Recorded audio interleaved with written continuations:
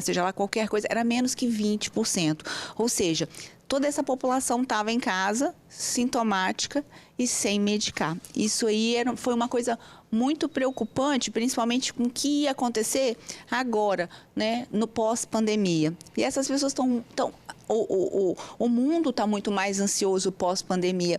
O nível de exigência, a velocidade com que as coisas foram apresentadas pós-pandemia, a gente parou muito tempo e de repente vem uma avalanche de informação, uma avalanche de situações, coisas a resolver, colocar em dia naqueles 2 anos que se passaram, as perdas, o luto, o medo todo que as pessoas passaram. E isso aí, a nossa preocupação durante a pandemia seria, ao sair da pandemia, qual vai ser as sequelas, qual vai ser as consequências para a saúde mental das pessoas, esse pós-pandemia. E é o que a gente vivencia hoje, né? As pessoas estão, de uma maneira geral, muito piores, muito mais doentes, às vezes sem medicar. No caso dele, a mãe dele medicou.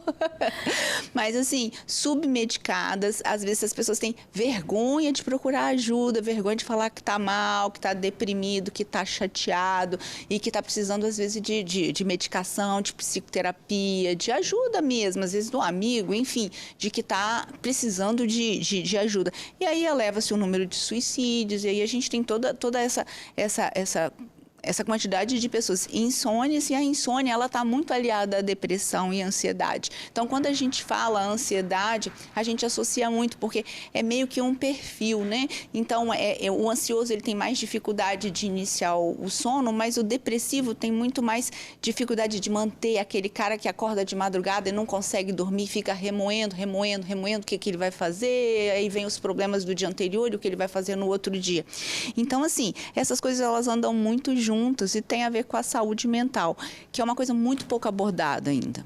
Agora, Davi, você disse na sua primeira resposta, preste atenção, você falou que aí, na hora que o sono não vem, você tenta até pegar o celular, né? Gente, doutor, eu sei que é errado, tá? Não tô falando que é certo, mas sim. Vou até olhar para você. Olha pra ele. Eu sei que é super errado, doutor. Não, e o que é interessante é que Davi não é o único. Quantas vezes eu já acordei no meio da madrugada para ir ao banheiro, pronto. Se eu for ao banheiro de madrugada, eu perco o sono. E já me peguei de madrugada, já que eu perdi o sono, deixa eu olhar no celular. O que aconteceu, né? Sim. E aí, doutora? Então, olha só, a gente busca às vezes coisas que às vezes deixam a gente mais desperto. A luminosidade é um forte estímulo, né, para você se manter acordado. Então, é a luz do quarto, é a luz eu costumo falar assim, se vai no banheiro, vai no escuro, acerta o vaso de alguma maneira, se não acertar o vaso também tá bom, e volta para a cama com só metade do cérebro funcionando, não liga nada, vai dormindo e volta dormindo, porque se você ligar alguma coisa de alerta, você vai ter dificuldade em retomar o sono. Quer dizer, a maioria das pessoas tem dificuldade, né? Alguns dormem de qualquer jeito, tem gente que dorme em qualquer circunstância, graças a Deus, né? Tem esse grupo.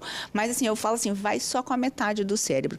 E, assim, perto do horário de dormir, não faça nada estimulante. Então, o uso de equipamentos que têm luz, que deixam estímulo, seja lá jogos, o WhatsApp, aí vai discutir alguma coisa no grupo da família, aí lá e vai. Então, assim, coisas estimulantes devem ser evitadas próximo do horário de dormir.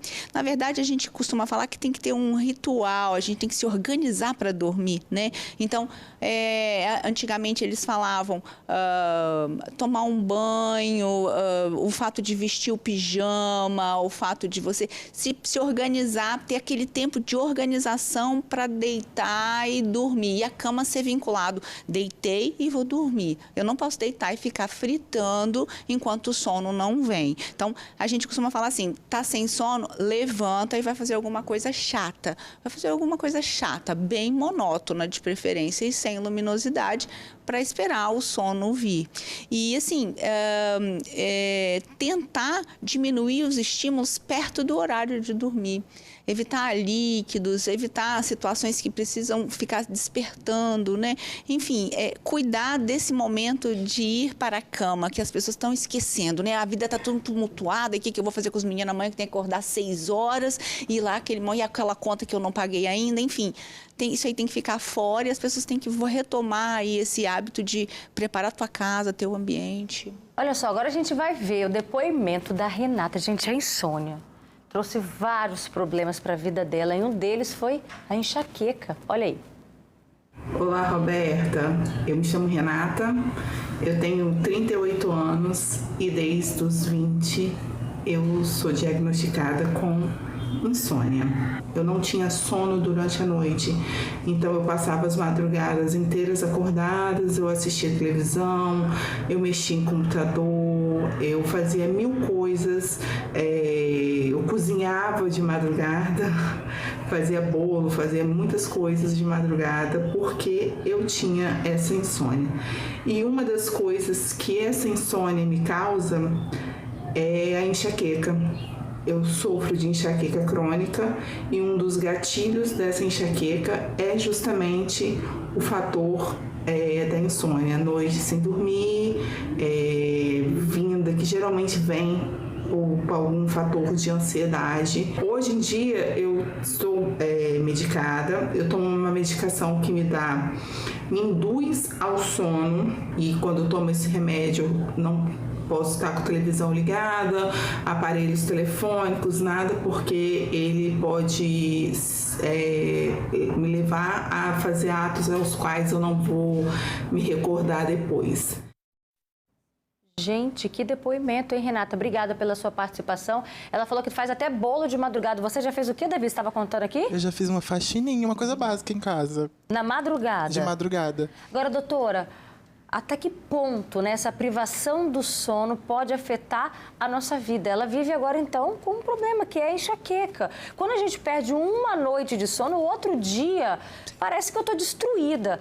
Quem dirá quem convive com isso todas as noites? Então, hoje já está muito bem documentado que as pessoas privadas de sono, elas vão morrer mais cedo, vão ter muito mais problema cardiovascular, vão ter muito mais infarto, acidente vascular cerebral ou encefálico, vão ter muito mais problemas de saúde, vão ter mais tendência à obesidade, à diabetes. Isso já está documentado, né?